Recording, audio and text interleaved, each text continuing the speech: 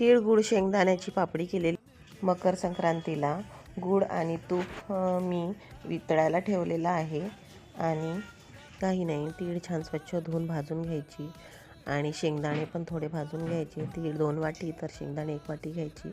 गुळ पण 1 वाटी घ्यायचा, वितळवून घ्यायचा। आणि भाजलेले शेंगदाणे तीळ छान मिक्सरमध्ये बारीक करून घ्यायच्या। 2-3 विलायच्या पण घालायच्या त्याच्यामध्ये। आणि हे सर्व साहित्य बारीक केलेलं गुळाच्या पाकामध्ये, म्हणजे पाक नाही केलेला मी, त्याला फक्त मेल्ट केलं होतं गुळाला। आणि सर्व मिश्रण त्या पाकामध्ये मिक्स करून एका ताटाला तूप लावलेलं होतं।